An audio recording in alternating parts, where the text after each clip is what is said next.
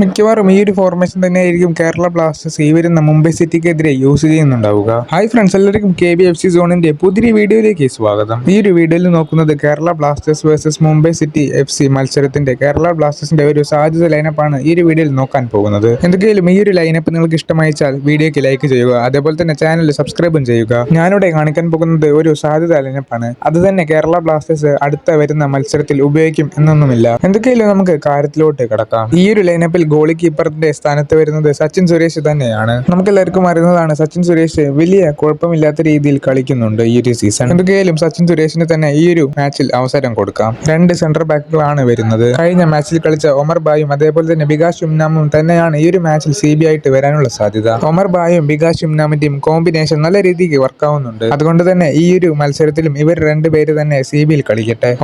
ഒമർ ബായുടെ ആദ്യത്തെ മത്സരം മികച്ച പ്രകടനമാണ് കാണിച്ചിട്ടുണ്ടായിരുന്നത്. ലെഫ്റ്റ് ബാക്ക് നോക്കുകയാണെന്നുണ്ടെങ്കിൽ നവോച്ച സിംഗിനെയാണ് ഞാൻ ലെഫ്റ്റ് ബാക്കിലായിട്ട് വെച്ചിട്ടുള്ളത്. അതേപോലെ തന്നെ റൈറ്റ് ബാക്ക് ആയിട്ട് ഐബനെയാണ് ഞാൻ വെച്ചിട്ടുള്ളത്. നിങ്ങളുടെ റിക്വസ്റ്റ് പ്രകാരം സന്ദീപ് സിംഗിനെയാണ് ഞാൻ മാറ്റിയിട്ടുള്ളത്. എന്തെങ്കിലും ഈ ഒരു റീപ്ലേസ്മെന്റിനെ പറ്റിയിട്ടുള്ള അഭിപ്രായം നിങ്ങൾ താഴത്ത് കമന്റ് ചെയ്യുക. DMF ആയിട്ട് കളിക്കുന്നത് രണ്ട് പ്ലേയേഴ്സ് ആണ്. റൗളിംഗ് ബോർജസും അതേപോലെ തന്നെ വിപിൻ മോഹനനുമാണ് DMF കളിക്കുന്നത്. കഴിഞ്ഞ മാച്ചിൽ വിപിൻ മോഹനൻ സബ്സ്റ്റിറ്റ്യൂഷൻ ആയിട്ടായിരുന്നു വന്നിട്ടുണ്ടായിരുന്നത്. വിപിൻ മോഹനൻ സബ്സ്റ്റിറ്റ്യൂഷനായി വന്നതിന് ശേഷം ആ ഒരു ഭാഗത്തിലത്തെ മിസ് പാസുകളൊക്കെ ഒഴിവായിട്ടുണ്ടായിരുന്നു. എന്തൊക്കെയായാലും വിപിൻ മോഹനൻ അത്യാവശ്യം കുഴപ്പമില്ലാത്തൊരു പ്രകടനമായിരുന്നു കാഴ്ചവെച്ചിട്ടുണ്ടായിരുന്നത്. അതുകൊണ്ട് വിപിൻ മോഹനൻ തന്നെ ആ ഒരു ഭാഗത്ത് കളിക്കട്ടെ. റൗളിംഗ് ബോർജസിന്റെ കാര്യം എടുത്തു നോക്കുകയാണെന്നുണ്ടെങ്കിൽ താരം കുഴപ്പമില്ലാത്ത രീതിക്കൊക്കെ പാസിംഗ് ചെയ്യുന്നുണ്ട്. അതേപോലെ തന്നെ നമുക്കറിയുന്നതാണ് റൗളിംഗ് ബോർജസിന് അത്യാവശ്യമായിട്ട് ഏജ് ആയിട്ടുണ്ട്. സോ താരത്തിന് ആ ഒരു ഭാഗത്ത് വലിയ രീതിയിൽ ഓടി കളിക്കാൻ സാധിക്കുന്നില്ല. പക്ഷേ ആ ഒരു വിങ്ങിൽ ഞാൻ റൗളിംഗ് ബോർജസിനെ വെക്കാനുള്ള കാരണമെന്ന് പറയുന്നത് താരത്തിന്റെ പാസിങ്ങിനെ കുറിച്ചാണ്. താരം കൊടുക്കുന്ന ഓരോ പാസുകളും വളരെ ക്ലിയർ പാസ് ആയിട്ടാണ് പോകുന്നത്. അതുകൊണ്ട് തന്നെ ആ ഒരു ഭാഗത്ത് മിസ് പാസുകൾ ഒഴിവാക്കാനാണ് ഞാൻ അവിടെ റൗളിംഗ് ബോർജസിനും വിപിൻ മോഹനനും വെച്ചിട്ടുള്ളത്. ഈ പറഞ്ഞ രണ്ട് താരങ്ങളും കഴിഞ്ഞ കളി വലിയ രീതിക്കൊന്നും മിസ് പാസുകൾ ഉണ്ടാക്കിയിട്ടില്ല. CMFൽ നോക്കുകയാണെന്നുണ്ടെങ്കിൽ മർലോണിനെയാണ് ഞാൻ വെച്ചിട്ടുള്ളത്. കഴിഞ്ഞ കളി കണ്ടവർക്ക് എല്ലാവർക്കും അറിയാം, മർലോൺ ഒരു ക്രിയേറ്റീവ് പ്ലേ മേക്കർ ആണ്. താരത്തിനെ ഫസ്റ്റ് ലെവലിൽ ഇറക്കാൻ സാധിച്ചാൽ വലിയൊരു ഇമ്പാക്ട് തന്നെ നമുക്ക് ആ ഒരു വിങ്ങിൽ ഉണ്ടാക്കാൻ സാധിക്കും. ഒരു അറ്റാക്കിംഗ് മിഡ്ഫീൽഡർ ആയിട്ട് മർലോണിനെ കളിപ്പിക്കുകയാണ് എന്നുണ്ടെങ്കിൽ നമുക്കൊരു ഫസ്റ്റ് ഹാഫിൽ തന്നെ ഗോൾ